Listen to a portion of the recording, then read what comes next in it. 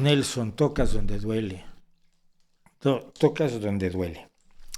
Un día como hoy murió, dice Nelson R. Graña, un día como hoy murió Nikolai Vavilov, un ejemplo en contra de las pseudociencias. ¿Puedes decir rápidamente unas palabras sobre él? Nikolai Vavilov es el fundador de buena parte de la ciencia agrícola moderna. Fue el hombre que identificó los centros de origen de los cultivos más comunes, es decir, identificó dónde se había domesticado el trigo, la cebada, el maíz en México, lógicamente, y por lo tanto, el hallazgo de los centros de origen de los cultivos, lo que nos dice es algo muy importante. En esa zona hay parientes de esos cultivos que pueden aportar genes que mejoren o lleven hacia lo que queremos a los cultivos, a ser más resistentes, a ser más productivos, a ser más resistentes a la sequía, al frío, a las inundaciones, etc. Es decir, la riqueza genética que hay en los alrededores del cultivo concreto, sea el trigo, sea el maíz, etc. Bueno, Nikolai Vavilov fundó el primer banco de semillas del mundo en la Unión Soviética.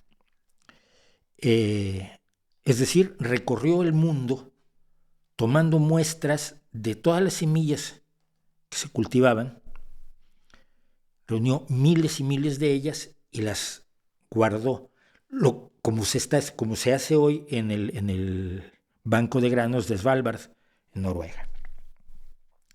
El problema de Nikolai Vavilov es que era un genetista serio, era un hombre que estudiaba la genética en serio y por lo tanto se hizo enemigo después de haberlo recomendado. Yo he contado la historia, cuando conté la historia de Lysenko, pese a haber recomendado a Lysenko cuando Lysenko era joven como un ingeniero agrónomo de medio pelo, se volvió enemigo de Lysenko cuando Lysenko se volvió el científico oficial de la agricultura en la Rusia, en la Unión Soviética de Stalin. Lysenko decía cosas que le gustaban a Stalin, como que lo que decía Darwin era ciencia burguesa y capitalista, y él estaba en cambio haciendo la genética marxista revolucionaria, con lo cual destruyó no solo los cultivos de Rusia, sino los cultivos de China. Pero entró en conflicto con Nikolai Vavilov. Nikolai Vavilov fue detenido, fue encarcelado, y cuando las fuerzas nazis, no me acuerdo los años exactos, pero cuando las fuerzas nazis entran a Rusia y atacan donde estaba él, no me acuerdo, creo que estaba en San Petersburgo, acabó muriendo de hambre. Vavilov, el hombre que había soñado con alimentar a toda la humanidad. Y hay una historia colateral que es absolutamente encantadora. Los científicos responsables del banco de semillas de Vavilov conservaron el banco de semillas durante todo el sitio de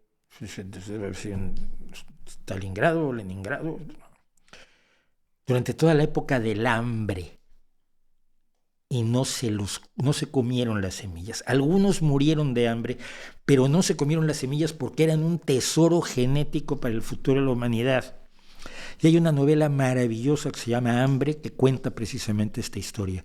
Científicos que se dejaron morir por no comerse aquello que estaban custodiando, porque era un tesoro genético para la humanidad.